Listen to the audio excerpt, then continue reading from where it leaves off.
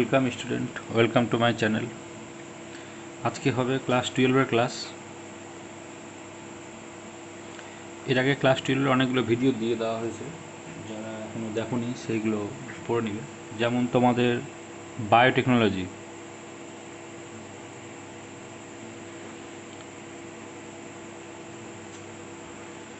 তারপরে হয়েছে health and disease,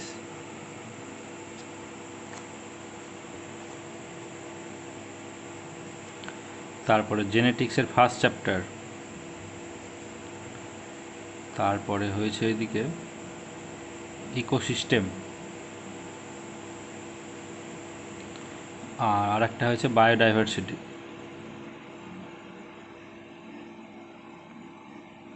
মোটামুটি এই 5টা চ্যাপ্টার কমপ্লিট হয়ে গেছে।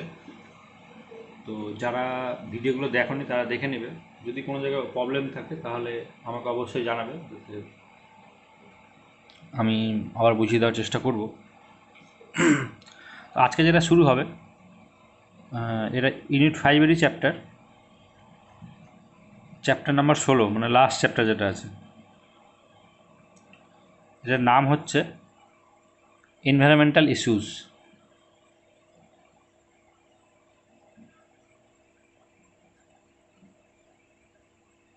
ইস্যুস মানে কি? সমস্যা, মানে পরিবেশের সমস্যাগুলো নিয়ে এই চ্যাপ্টারটা একদম লাস্ট চ্যাপ্টার, একদম সোজা চ্যাপ্টার এটা। কারণ তোমরা এই চ্যাপ্টারগুলো হয়তো অনেক দিন আগে থেকে পড়ে আসছো। কারণ আমি বললেই বুঝতে পারবে কী কী আছে চ্যাপ্টারের মধ্যে। আমি আগে চ্যাপ্টার ওভারভিউটা দিয়ে দিই, কী কী আছে চ্যাপ্টারের মধ্যে। প্রথমে আছে দূষণ। দূষণের ভাগ আছে জল দূষণ, বায়ু দূষণ, এছাড়া আরও আছে কৃষিজ দূষণ, কৃষি জমি থেকে কীভাবে দূষণ ছড়াচ্ছে সেইটা। তারপরে আছে তেজস্ক্রিয় দূষণ।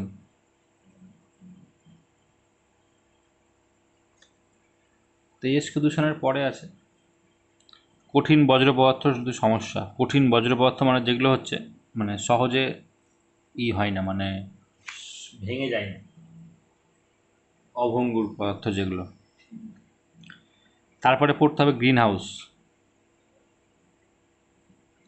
তারপরে পড়তে হবে ওজোন সম্বন্ধে, ওজোন লেয়ার, এগুলোর কেন হয়, তারপরে প্রভাবটা কী এবং প্রতিকার কী, সবটারই তাই। এখান থেকে জল দূষণ থেকে শুরু করে কারণ, প্রভাব, ফলাফল, বায়ু দূষণের কারণ, প্রভাব, ফলাফল, কৃষিজ, তেজস্ক্রিয়, প্রতিটার কারণ, তারপর কীভাবে কেন আমাদের মানে পরিবেশে কী কী প্রভাব ফেলছে এবং সেটাকে কীভাবে নিয়ন্ত্রণ করা যাবে সেইটা।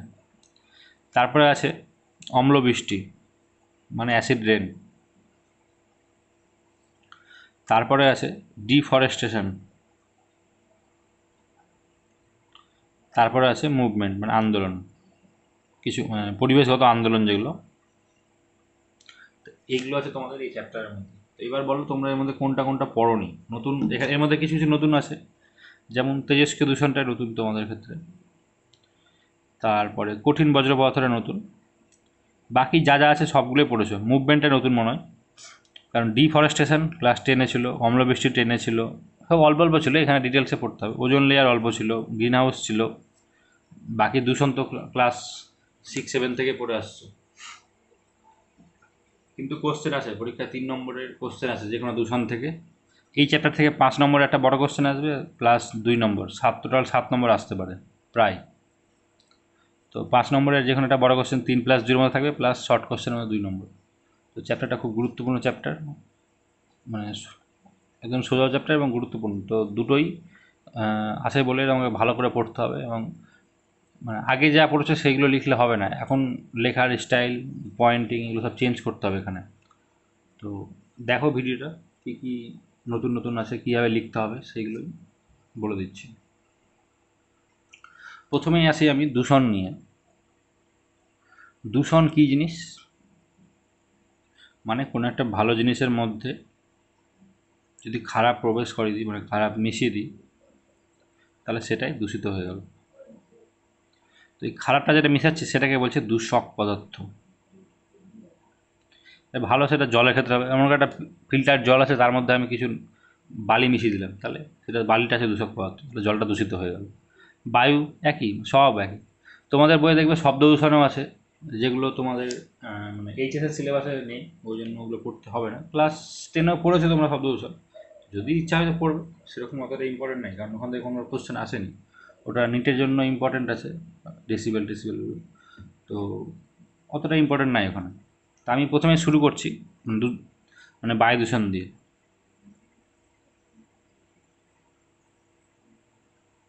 তাহলে বায়ু দূষণ কাকে বলবো? একটা ভালো বায়ুর মধ্যে যদি কোনো দূষক পদার্থ, যেমন কার্বন ডাইঅক্সাইড, কার্বন মনোক্সাইড, ধোঁয়া, যে কোনো কিছু মিশে গিয়ে যেটা তো নতুন তৈরি করছে দূষিত জিনিস, সেটাকেই বলছে বায়ু দূষণ। কাকে বলে আসবে না, পরীক্ষায় আসবে কারণ।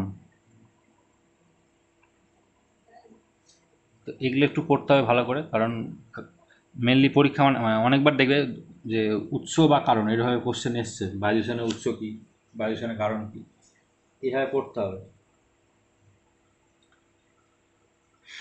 আচ্ছা, নর্মাল বায়ুর উপাদান তোমরা জানো, নাইট্রোজেন কত পরিমাণে থাকে, তারপরে হচ্ছে অক্সিজেন কত পরিমাণে থাকে, কার্বন ডাইঅক্সাইড কত পরিমাণে থাকে।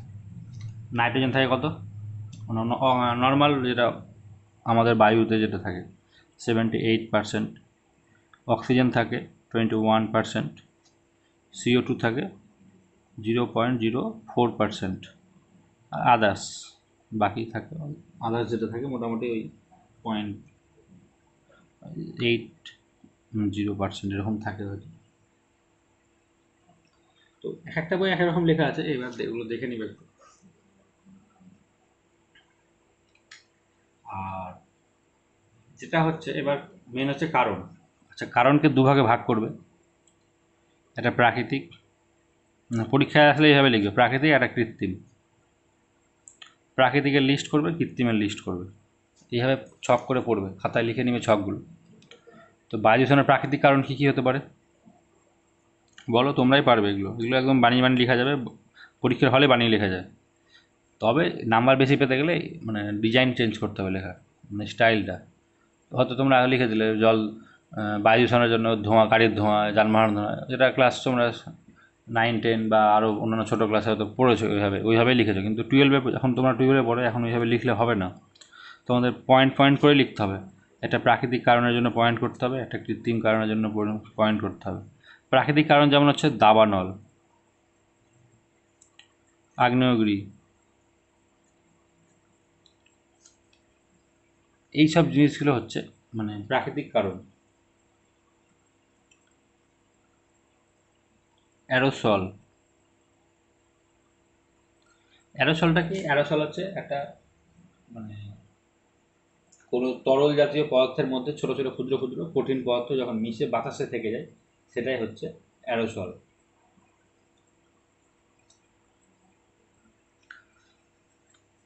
তারপরে হচ্ছে মানে মাটি বা ধুলো বালি, এগুলো কারণ, এগুলো প্রাকৃতিকের মধ্যেই পড়ে। তারপরে মহাজাগতিক কিছু পদার্থ, যেমন মহাজাগতিক রশ্মি, যেমন ধূমকেতু থেকে যেমন ধোঁয়া বেরোয়, বা কোনো উল্কাপিণ্ড যদি ভারত মানে পৃথিবীতে এসে যদি পড়ে, তাহলে সেখান থেকে যে মানে ধোঁয়া বেরোয়, সেগুলো হচ্ছে মানে বায়ুকে দূষিত করে। এরপর হচ্ছে পচনশীল যে কোনো বস্তু, নর্মালি উদ্ভিদ যদি কোনো জায়গায় পচে যায়, সেখান থেকে দেখবে মানে একটা পচা গ্যাস বেরোয়, যেমন হচ্ছে বেশি মেনলি মিথেন বেরোয়, তারপরে CO2 বেরোয়। এগুলো হচ্ছে যেটা পরিবেশকে প্রচণ্ড পরিমাণে দূষিত করে। যেমন এখন দেখবে পাট, গ্রামের দিকে দেখা যাবে পাটে মানে করছে, হাঁসগুলো ছাড়ানো হয়, তো সেখান দেখবে পাটের মধ্যে থেকে জলের মধ্যে ভিজিয়ে রাখে অনেক দিন ধরে, তো সেখান থেকে বাজে মানে গন্ধ বেরোয়, সেইটাই হচ্ছে মেনলি মানে এই কিছুদিন আরও বেশি রেখে দিলে যেটা আরও বাজে গন্ধ বেরোয়, সেটা হচ্ছে মিথেন। তারপরে হাইড্রোজেন সালফাইড, এইসব মানে গ্যাসগুলো তৈরি হয় অটোমেটিকভাবে। তো এই জিনিসগুলো পড়বে। এছাড়াও হয় ফুলের রেণু, ফুলের রেণু এটাও প্রাকৃতিক উৎসের মধ্যে পড়ে। তাহলে এতগুলো পড়ছে প্রাকৃতিক উৎস, যেগুলো বায়ুকে দূষিত করছে, কিন্তু এগুলো অতটাও মানে ক্ষতি করে না যতটা মানুষ যতটা সৃষ্টি করে, যেটা কৃত্রিম কারণে, যেটা আমরা বলি যানবাহন, কলকারখানা, তারপরে মানে জীবাশ্ম জ্বালানি যেটা,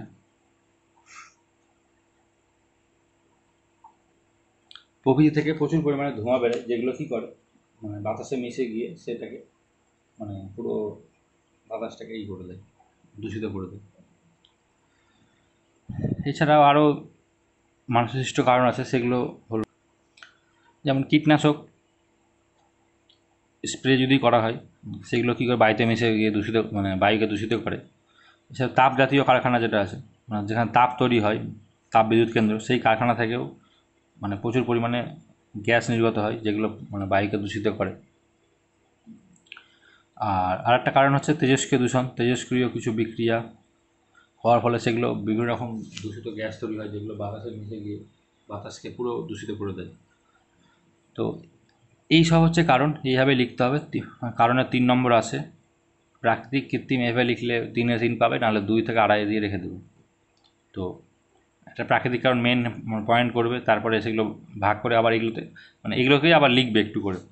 যেহেতু এখানে 3টে লিখলে, এখানে 3টে লিখলে, অল্প অল্প করে 1 লাইন 2 লাইন করে লিখলে তাহলে এই নাম্বারগুলো পাওয়া যাবে। এই ট্যাকটিক্সগুলো একটু শিখতে হবে। এবার হচ্ছে কি, দূষক যেটা হচ্ছে মানে বায়ু দূষকে যেটা আছে মানে বায়ু দূষক, এটাকে দুভাগে ভাগ করা যায়। একটা হচ্ছে প্রাইমারি, একটা সেকেন্ডারি। মানে প্রাথমিক বায়ু দূষক, একটা গৌণ বায়ু দূষক। তো পরীক্ষায় এটা খুব পরীক্ষায় আসে। প্রাথমিক বায়ু দূষকে ধূলিকণা, তারপরে বিভিন্ন রকম অ্যারোমেটিক যৌগ মানে জৈব যৌগগুলো, তারপরে সালফারের গুঁড়ো, কার্বন মনোক্সাইড, সিও, এগুলো হচ্ছে প্রাথমিক বায়ু দূষকের আন্ডারে পড়ে। বইয়ে তোমাদের আরও লিস্ট করে দেওয়া আছে, সেগুলো দেখে নেবে। তো মেনলি যেটা পড়তে হবে তোমাদের সেটা হচ্ছে গৌণ বায়ু দূষক। এই গৌণ বায়ু দূষকগুলো অনেকগুলো হয়, যেমন হচ্ছে কিটোন, অ্যালডিহাইড, এগুলো কেমিস্ট্রি যেগুলো টার্মগুলো আছে, এগুলো হচ্ছে সব গৌণ বায়ু দূষকের আন্ডারে পড়ে। তারপরে ওজোন গ্যাস, তারপরে হচ্ছে প্যান। এই প্যানটাই ভালো করে পড়তে হবে তোমাদের। এছাড়াও আছে সালফিউরিক অ্যাসিড, H2SO4, মানে এইসব অ্যাসিড জাতীয় যেগুলো গ্যাসগুলো আছে, সেইগুলো হচ্ছে মানে গৌণ বায়ু দূষক হিসাবে মানে এদেরকে ধরা হয়। এবার আসি প্যান নিয়ে, এটা পরীক্ষায় খুব আসার চান্স আছে। প্যান হচ্ছে তোমরা হয়তো ক্লাস 10-এ পড়েছো, তবু আরেকবার ফুল ফর্মটা লিখতে হবে। পারক্সি অ্যাসিটাইল নাইট্রেট।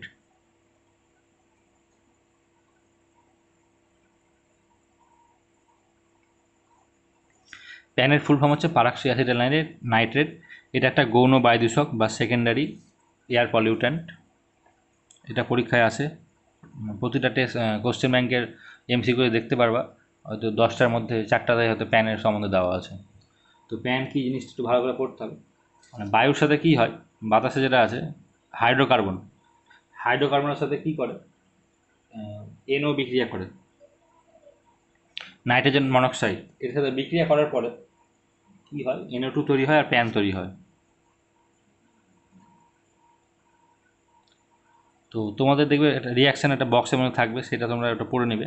তাহলে কী হলো, হাইড্রোকার্বনের সাথে নাইট্রোজেন মনোক্সাইডের বিক্রিয়ায় এবং অক্সিজেন থাকবে, অক্সিজেনের সাথে বিক্রিয়া করে নাইট্রোজেন ডাইঅক্সাইড তৈরি করবে এবং প্যান তৈরি করবে, যেটা প্যানটা হচ্ছে গৌণ বায়ু দূষক, পারক্সি অ্যাসিটাইল নাইট্রেট। তো এই জিনিসটা একটু ভালো করে পড়বে। আমি স্টার্ট দিলাম। তাহলে কী হলো, বায়ু দূষণের কারণ হলো। এবার তোমাদের যেটা করতে হবে, বায়ু দূষণের ফলাফল। ফলাফল বলতে এখানে রোগ কী কী হয় বা মানে খারাপ দিকগুলো কী, ফলাফল বলতে সেটাই। ফলাফল বলতে বায়ু দূষণের প্রভাবটাও এর মধ্যেই পড়বে। তো বায়ু দূষণের মেনলি প্রভাবটা কি, আমাদের হচ্ছে জলবায়ুর উপর প্রভাব পড়ে, জলবায়ু বা আবহাওয়া। আর একটা প্রভাব পড়ে কিসের উপরে, মানুষের উপরে, মানে আমাদের স্বাস্থ্যের উপরে। আর একটা প্রভাব পড়ে হচ্ছে প্রাণী মানে উদ্ভিদের উপরে। এগুলো সম্বন্ধে তোমাদের লিখতে হবে, মানুষের কী কী ক্ষতি হয়, প্রাণের কী কী ক্ষতি হয়, আর জলবায়ুর কী কী হয়। তো জলবায়ুর কী কী হয় বুঝতেই পারছো, এতগুলো গ্যাস যখন জলবায়ুতে বাড়ছে তখন বিভিন্ন রকম সমস্যা হয়, যেটা হচ্ছে মেনলি গ্রিন হাউস, মানে যেটাকে বিশ্ব উষ্ণায়ন বলি আমরা। বিশ্ব উষ্ণায়ন হতে পারে, ওজোন হোল তৈরি হতে পারে, যার ফলে কী হবে, পৃথিবীর উষ্ণতা দিনকে দিন বাড়তেই থাকবে এবং বিভিন্ন রকম ইউভি রশ্মিগুলো আসছে এখন, সেটা আমাদের শরীরের পক্ষে খুব ক্ষতিকারক। এবং সিজন চেঞ্জের প্রবলেমটা, যেটা আগে যেমন ছিল কি গ্রীষ্ম বর্ষা শরৎ হেমন্ত শীত বসন্ত, এই 6টা ঋতু ছিল। এখন দেখবে ওই ঋতুগুলো পুরো চেঞ্জ হয়ে গেছে, সবসময় বর্ষা বর্ষা, কখনো হঠাৎ গরম, মানে কোনো ঠিক ঠিকানা থাকবে না, পুরো চেঞ্জ হয়ে যাবে জলবায়ুর। বা এই কন্ট্রোলটা, এটা বায়ু দূষণের ফলে প্রবলেমটা মানে হয়েছে। মানুষের উপর প্রভাব কি? মানুষের উপর প্রচণ্ড মানে বিশাল প্রভাব পড়ে। মানুষের যত রকম রোগ হয় বেশিরভাগই হচ্ছে বায়ু দূষণের ফলে হচ্ছে, কারণ লাংসের যত মেনলি ডিজিজ এটা হয়। মানে এবার এটারই কারণের ফলে কি হয়, বিভিন্ন রকম রোগগুলো হয়। যেমন বায়ু দূষণের ফলে কি হচ্ছে, বিশ্ব উষ্ণায়ন হচ্ছে, ওজন লেয়ার ডিপ্লেশন হচ্ছে, মানে ওজন গর্ত তৈরি হচ্ছে। সেখান থেকে ইউভি রশ্মি আসে গিয়ে স্কিনের প্রবলেম করছে মানুষের। তো সব মানে প্রবলেম সবই হয় আমাদের গোটা বডিতে, যত রকম প্রবলেম আমরা যা যা দেখি সবগুলোই বায়ু দূষণ ফলে বা জল দূষণের ফলে কোনো না কোনো কারণের জন্যই হয়। তো মেনলি যে লাংসের যেটা প্রবলেম সেটা হচ্ছে বায়ু দূষণের জন্য হয়, কারণ আমরা এই দূষিত অক্সিজেন বা যখন আমরা অক্সিজেন গ্রহণ করি তখন এই দূষিত গ্যাসটাই আমাদের শরীরে ঢোকে, যেটা যার ফলে রক্তে দূষিত হয় এবং সেখান থেকে লাংসে ফিল্টার হয়। তো সেইগুলো ওই জন্য লাংসেরই মেনলি প্রবলেমটা হয়। বিভিন্ন রকম রোগ সৃষ্টি হয়, যেমন এছাড়া কী করবে, চোখ জ্বালা হবে, মানে চোখের প্রবলেম হয়, ধুলোবালি যখন আমাদের পুরো মানে চোখের মধ্যে ঢুকে যাবে। লাংসের ক্ষেত্রে যেটা বললাম, ব্রঙ্কাইটিস, মানে অ্যাজমা, এইসব রোগগুলো শুরু হবে। তারপরে কার্বন মনোক্সাইড যেটা আছে, যেটা হিমোগ্লোবিনের সাথে বিক্রিয়া করে কার্বক্সি হিমোগ্লোবিন তৈরি করে, যার ফলে কী হয়, অক্সিজেন মানে হিমোগ্লোবিন অক্সিজেনকে নিয়ে গোটা মানে দেহে পরিবহন করতে পারে না। তো এর ফলে রক্তাল্পতা দেখা যেতে পারে। তো লাংসে মানে মেনলি এটা হচ্ছে রেসপিরেটরি সিস্টেম, তোমরা তো 11-এ পড়েছো রেসপিরেটরি সিস্টেম বা ওই শ্বাসতন্ত্র, এটা পুরোটা নষ্ট করে দেয়। যত রকম রোগ হয় এই বায়ু দূষণের ফলে হচ্ছে। তো এটুকু ক্লিয়ার হলো। এরপরে যেটা আছে উদ্ভিদ আর প্রাণীর ক্ষেত্রে, আমি উদ্ভিদের ক্ষেত্রে প্রথমে বলি, সালোক সংশ্লেষ করতে পারে না। মানে অনেক অসুবিধা হয়, কারণ একটা তোমরা তো ক্লাস 11-এর সালোক সংশ্লেষ চ্যাপ্টারটা ছিল, ওখানে হয়তো পড়েছো লাস্টে যে সালোক সংশ্লেষের প্রভাবও, মানে বেশি উষ্ণতা হয়ে গেলে বা বেশি মানে বায়ু দূষিত হয়ে গেলে সালোক সংশ্লেষ ঠিকঠাক হতে পারে না, একটা অপটিমাম টেম্পারেচারে লাগবে, মানে বেশিও ভালো না খারাপও ভালো না। তো এই জায়গাটাই হচ্ছে সালোক সংশ্লেষের ক্ষেত্রে প্রবলেম হয়, যার ফলে কী হচ্ছে, গ্লুকোজ তৈরি হচ্ছে না উদ্ভিদের মধ্যে, ওই জন্য প্রপার নিউট্রিশন পাচ্ছি, মানে আমরা যখন সেই উদ্ভিদ থেকে খাচ্ছি সেখান থেকে প্রপার নিউট্রিশন পাচ্ছি না। এছাড়াও বিভিন্ন রকম মানে বায়ু দূষিত হওয়ার ফলে কী হচ্ছে, মানে কিছু মানে কোনো একদম উৎপাদনই হচ্ছে না, প্রাণীদেরও বিভিন্ন রকম প্রবলেম শুরু হচ্ছে, কারণ ওদেরও তো মানে ওরা তো আর মাস্ক ইউজ করবে না বা ফিল্টার ইউজ করতে পারবে না।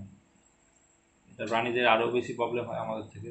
তারা ওই জন্য অনেক প্রাণী বিলুপ্ত হয়ে গেছে, কিন্তু আমরা অতটা খেয়াল রাখতে পারছি না বা বুঝতে পারছি না, ওই জন্য সমস্যাটা হচ্ছে।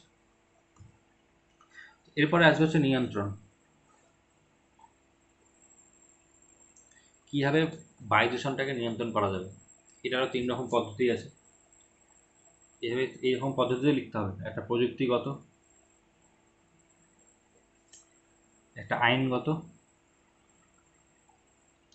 আর একটা হচ্ছে ব্যক্তিগত। এই 3টে পয়েন্ট করে লিখতে হবে। প্রযুক্তি মানে হচ্ছে টেকনিক্যাল জিনিসগুলো ইউজ করতে হবে। টেকনিক্যাল জিনিস যেমন হচ্ছে বায়ু মানে বায়ুটাকে ফিল্টার করার জন্য যেসব যন্ত্রগুলো আবিষ্কার হয়েছে সেই জিনিসগুলোকে মানে ব্যবহার করতে হবে। যেমন ইলেকট্রোস্ট্যাটিক, এটা ভালো করে পড়বে, ইলেকট্রোস্ট্যাটিক প্রেসিপিটেটর, স্ক্র্যাবার, তারপর হচ্ছে কনভার্টার। এইসব যন্ত্রগুলো কী করছে, যেখান থেকে ধোঁয়া বেরাচ্ছে, যেমন কলকারখানা, গাড়ি, এইসব মেশিনগুলো সেখানে লাগিয়ে দিতে হবে টেকনিক্যালি ইউজ করে। তাহলে কী হবে, যেখানে সোর্স মেনলি সেই জায়গাটাই এটা কাজ করবে। এদের মেনলি কাজ হচ্ছে কি, বায়ুটাকে ফিল্টার করে বাতাসে মিশিয়ে দেওয়া। তো দেখবে প্রতিটা বাইকে বা গাড়িতে ধোঁয়া পরীক্ষা করতে হয়, কারণটা হচ্ছে এটা, মানে এইসব যন্ত্রগুলো ঠিকঠাক আছে কিনা সেটার জন্য পরীক্ষা করতে পারবে। এয়ার ফিল্টার যেমন চেঞ্জ করতে হয়, বছরে বছরে চেঞ্জ করতে হয়, স্কুটি বা বাইকের ক্ষেত্রে হোক, বড় বড় গাড়িতেও আছে। অনেকে চেঞ্জ করে না, ওই রেখেই দেয়, একটাই সাথে 4-5 বছর চালাচ্ছে। তো প্রবলেম হয় এটা যে ও বায়ু ফিল্টার করতে পারছে না, ফলে কি হচ্ছে, বায়ু দূষিত হচ্ছে। মানে এটা মানুষের সিনসিয়ারের অভাবের জন্য এরকম হচ্ছে।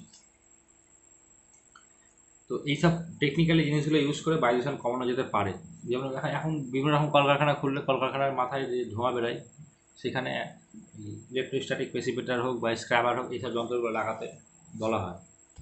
সেটা আমি আইনগত আসলে বলছি, মানে আইনগত মানে হচ্ছে সরকার থেকে নতুন নিয়ম হয়েছে যেটা আছে এনভায়রনমেন্টাল প্রোটেকশন অ্যাক্ট।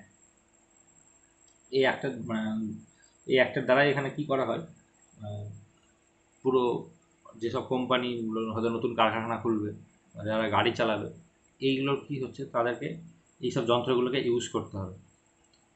এইসব যন্ত্রগুলো মানে এগুলো ইউজ না হলেই মানে কোনো কোম্পানি নতুন খুলতে পারবে না, বা মানে নতুন গাড়ি কিনতে পারবে না, যেটাকে বলে আরেকটা আছে স্মোক নুইসেন্স অ্যাক্ট। এটা হচ্ছে 1978 সালে হয়েছিল, তখন থেকে নেওয়া হয়েছে। কিন্তু ব্যাপার হচ্ছে মানুষ এখনকার দিনে পুলিশ বা যাই হোক ঘুষকে এগুলো মানে করে দিচ্ছে। তো ওই জন্যই প্রবলেমটা হচ্ছে, মানে অতটা সিনসিয়ারলি কেউ কাজ করছে না, ওই জন্যই এইসব ধরা হয় না। ধরলো একদিন, ধরলো এত টাকাকে ছেড়ে দিল, এই একই হচ্ছে। মানে মানে এটার ভবিষ্যতে কতটা যে খারাপ প্রভাব আসবে সেটা এখন মানুষ বুঝতে পারছে না।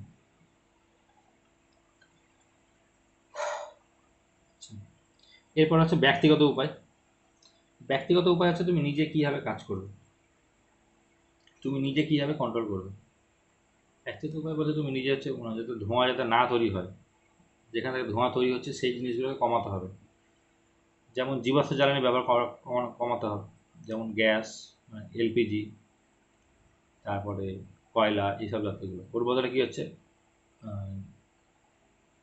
ইলেকট্রনিক্স যন্ত্রগুলো ইউজ করতে বলছে। যেমন ইলেকট্রিক হিটার আগেকার দিনে ইউজ করা হতো, এখনকার দিনে নতুন একটা মেশিন যেটা বেরিয়েছে, সেটা নামটা এখন ওই মুহূর্তে মনে পড়ছে না। যেমন সব জায়গায় দেখাই ইলেকট্রিকের মাধ্যমে রান্না করা হচ্ছে, সেই যন্ত্রটা সার্কল ধরনের, তো সেগুলো ইউজ করতে হবে।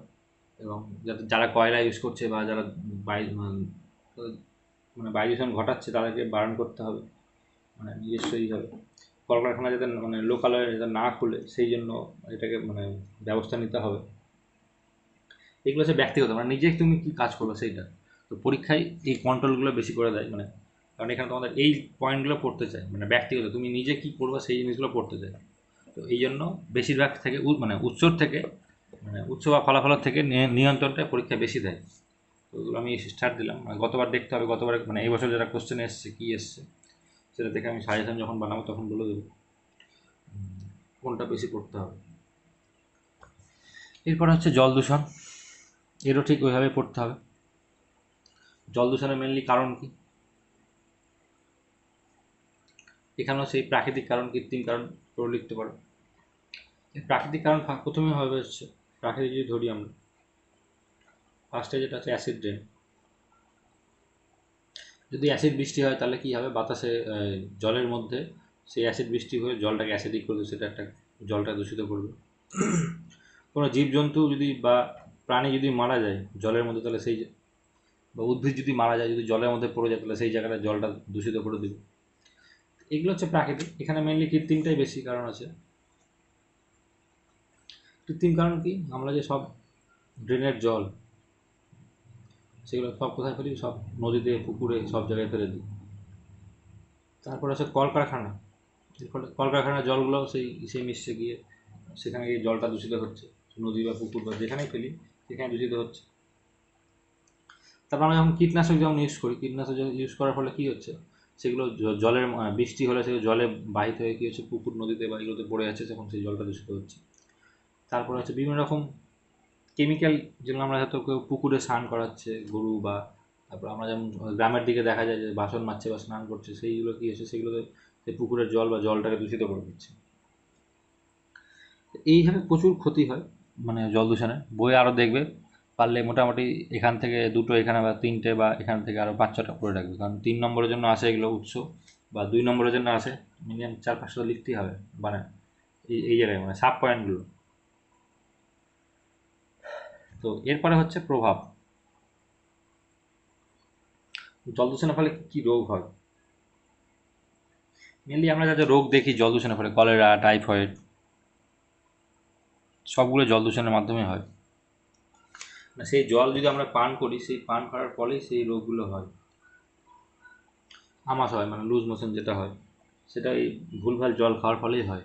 মিনামাটা, তারপরে ডিসলেক্সিয়া, আর্সেনিকোসিস, যেটা ব্ল্যাক ফুট ডিজিজ বলা হয়, মিনামাটা কিসের জন্য হয়? পারদ। Dyslexia lead, PB. Arsenic S. আর হচ্ছে ক্যাডমিয়ামের ফলে কি হয়? এইটাই এই রোগগুলো একটু করে রাখবে, এখান থেকে আসতে পারে মানে এমসিকিউতে। এরকম প্রচুর রোগ হয়, যার ফলে কি হচ্ছে মানুষের মানে বিভিন্ন রকম মানে বেশিরভাগ মানুষ মারা যায় এগুলো এই জল দূষণের ফলে রোগে বেশি মারা যায়। আর এবার আছে নিয়ন্ত্রণ, কীভাবে জল দূষণকে নিয়ন্ত্রণ করবে। টেকনিক্যাল যদি বলি, প্রাকৃতিক যদি বলি, এটা হচ্ছে ফিল্টার করতে হবে, জল ফিল্টার। এখন সব জায়গায় বেরিয়ে গেছে, এখন নর্মাল জল তো কেউ খাই না, বিশেষ করে মালদার লোক তো মানে খাই না, কারণ মালদার আর্সেনিকের পরিমাণ অনেকটাই বেশি। তো ফিল্টার করা জলটা খাই, এখন সেটা কতটা মানে আমাদের বডির পক্ষে ভালো সেটা আমি বলতে পারবো না, কারণ সবগুলো এখন ডুপ্লিকেটই বেশি হয়ে গেছে। এই জলগুলো কত ফিল্টার করে কি করে না সেটা ওরাই জানে। তো জল দূষণ নিয়ন্ত্রণ করতে গেলে প্রথমে মানে টেকনিক্যাল যেটা বললাম সেটা হচ্ছে প্রাকৃতিক যদি ধরি, সেটা হচ্ছে ফিল্টার মানে ইউজ করতে হবে, মানে ফিল্টার ইউজ করে যাতে জলটা পান করা হয় সেটা, মানে এইটা হচ্ছে একটা ফিল্টারটা হচ্ছে, এখন বিভিন্ন রকম ফিল্টার বেরিয়েছে সেগুলো ইউজ করা উচিত।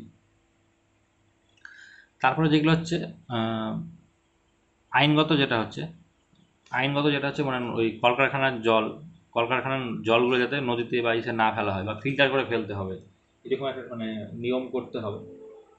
আর বাকি যা আছে সব ব্যক্তিগত, জল দূষণ করার জন্য নিজেকেই সবাইকেই করতে হবে, ব্যক্তিগত অনেক পয়েন্ট, যেমন যা যা বললাম যে নিয়ন্ত্রণ যেটা হবে সেটা হচ্ছে কারণের ঠিক উল্টোটা, কারণ যা যা লিখবে তার উল্টোটা লিখবে হচ্ছে নিয়ন্ত্রণ। যেমন ওখানে যেমন লিখলাম হচ্ছে মানে কারণের ক্ষেত্রে যেমন লিখলাম জল দূষণের মানে যেটা কারণ ছিল সেগুলোকে আমি উল্টো করে হ্যাঁ লিখে দেবো নিয়ন্ত্রণের ক্ষেত্রে। যেমন পুকুরে মেনলি স্নান করাবো না, মানে সেই গরু ছাগল পুকুরে বাসন মাজানো যাবে না জলের মধ্যে, এই সবগুলো মানে এগুলোকে বারণ করতে হবে। আর পানীয় জলকে অবশ্যই মানে করে খেতে হবে। কচুরিপানা জলের মধ্যে যদি জমে কচু, সেগুলোকে মানে ফেলে দিতে হবে, কারণ সেটা ইউট্রিফিকেশনের করতে পারে, ইউট্রিফিকেশন হবে।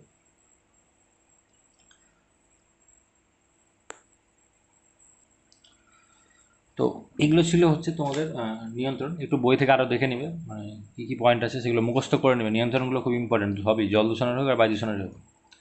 এবার হচ্ছে জল দূষণের সাথে সাথে আরও কিছু কিছু ইম্পর্টেন্ট জিনিস আছে, সেগুলো হচ্ছে সেটা বিওডি আর সিওডি, এটাও তোমরা ক্লাস 10-এ পড়েছো।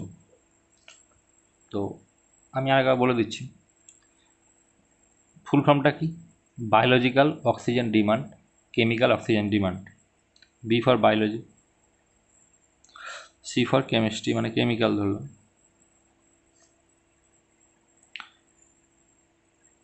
জলে উপস্থিত বায়োলজি মানে জীবজ অণু, তাই তো? মানে জলে উপস্থিত এইসব জীবজ অণুগুলোকে, জলে উপস্থিত এসব জীবজ অণুকে বিয়োজিত করতে যে পরিমাণ অক্সিজেন দরকার হয় সেইটাই হচ্ছে বিওডি। যে পরিমাণ অক্সিজেন দরকার সেটা বিওডি। তার মানে কী হলো, জলে উপস্থিত মানে জলের মধ্যে যে সব জীবজ অণুগুলো আছে, অণুজীবগুলো যেগুলো আছে সেগুলোকে বিয়োজিত করবে। আচ্ছা, এখানে বি মানে হচ্ছে বায়োলজি, বি ফর বিয়োজিত, মনে রাখবা।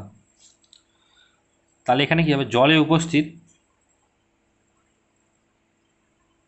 কেমিক্যাল মানে রাসায়নিককে, কেমিস্ট্রি মানে কেমিক্যালই আসবে, একে জারিত করতে হবে। জারিত করতে যে পরিমাণ অক্সিজেন দরকার সেটা তার হচ্ছে সিওডি। এই সংখ্যাগুলো ভালো করে পড়বে, পরীক্ষায় আসবে। প্লাস পার্থক্য, বিওডি কাকে বলে, সিওডি কাকে বলে, পার্থক্য। আর একটা ইম্পর্টেন্ট জিনিস এখান থেকে জেনে নাও, যেটা হচ্ছে বিওডির পরিমাণ যদি 1 হয় তাহলে সেই জলটা বিশুদ্ধ জল, সিওডিটা যদি 1 হয় তাহলে সেটা বিশুদ্ধ। 2, 3, 4, 5, 6 যদি চলতে থাকে তাহলে সেগুলো দূষিত হয়ে যাবে। 5, 6, 10 এগুলো সব মানে দূষিত জল। এটা একটু খেয়াল রাখবে কোনটা দূষিত কোনটা, এরকম অনেক সময় কোশ্চেনও আসে যে বিওডি হয়তো 1 দেখা গেল, তাহলে জলটা কি বিশুদ্ধ, আর একটা জায়গায় হয়তো দেখা গেল জলটা 5, এটা কি দূষিত না বিশুদ্ধ, এইভাবে কোশ্চেন আসতেও পারে। তো বিওডি সিওডি যত পরিমাণ কমবে তত জলটা বেশি ভালো, ততটা পানীয় জল হিসাবে খাওয়া যেতে পারে। এরপর হচ্ছে ইউট্রিফিকেশন, তোমরা যেমন এটা পড়েছো সবাই জানো, আমি আগে বলে দিচ্ছি। আচ্ছা, জলের মধ্যে যদি ফসফেট ফসফেট প্লাস ডিটারজেন্ট, এগুলো যদি বেশি পরিমাণে জলে থাকে তাহলে কী হবে, জলের মধ্যে শৈবালের পরিমাণ জন্মাবে বেশি, শৈবাল বেশি জন্মাবে, তৈরি হবে। তাহলে কি জলে যদি যখন ফসফেট পেলাম, মানে জলে মিশিয়ে দিলাম, যদি ফসফেট মেশানো বা ডিটারজেন্ট মেশানো হয় তাহলে এই শৈবালের পরিমাণ বেড়ে যাবে।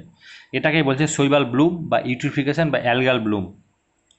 তো এটা পড়বে অ্যালগাল ব্লুমের ক্ষতিকারক দিকগুলো হয়তো জানো, জল দূষিত হয়ে যায়, মানে প্রাণীগুলো মারা যায় জলের মধ্যে, এরকম প্রচুর হয়। গোটা শৈবালটাই মানে পুরো এরিয়াটাকে ধরে নেয়, মানে পুকুর টুকুর যা আছে পুরোটাই মানে নষ্ট করে দেয়। এরপরে যেটা, এরপর তোমাদের মানে গঙ্গা অ্যাকশন প্ল্যান হয়তো তোমরা পড়েছো, গ্যাপ একটা প্রজেক্ট আছে। এই প্রজেক্ট মানে কি, গঙ্গাকে বিশুদ্ধকরণের জন্য একটা পরীক্ষা, Ganga action plan, Yamuna action plan, এরকম প্রজেক্টগুলো সব চলছে। যেগুলো কি হচ্ছে, গঙ্গা এত নোংরা করে দিয়েছি আমরা, যাতে গঙ্গা নদী দেখলেই বুঝতে পারবে, মানে গঙ্গাকে মানে মনে হয় না মানে এত নোংরা ভাসে, ফারাকটা দেখলেই বুঝতে পারবে। তো এই জন্য এখন কী করেছে, গ্যাপ অ্যাকশন মানে গঙ্গা অ্যাকশন প্ল্যান শুরু হয়েছে, যেটা কি হচ্ছে গঙ্গাকে পরিষ্কার করা হচ্ছে। যত রকম নোংরা ফেলা হয়েছে বা ইসে ফেলা হয়েছে সেগুলোকে সে মানে মানে পরিষ্কার করা হচ্ছে। দেখবে মানে মোদী সরকার আসার পরেই এটা হয়েছে, মানে ভালো মতো কাজ শুরু হয়েছে। মানে এখন বেনারসে গেলে বেনারসের মানে অনেক ভালো পরিষ্কার জল পাওয়া যায়।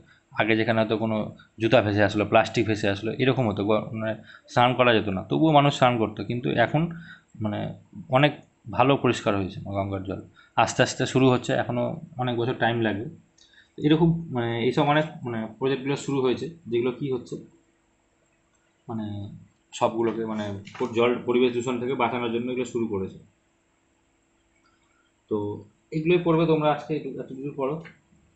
আর যেগুলো বললাম আর্সেনিকোসিস, তারপরে তারপরে হচ্ছে ওই মিনামাটা, এইসব রোগগুলো, ইটাই এইসব রোগগুলো একবার দেখে নেবে, পরীক্ষার জন্য ইম্পর্টেন্ট আছে, এগুলো থেকে আসে পরীক্ষায়। বুঝতে অসুবিধা হলে ফোন করবে। আজকে এইটুকুই থাকলো।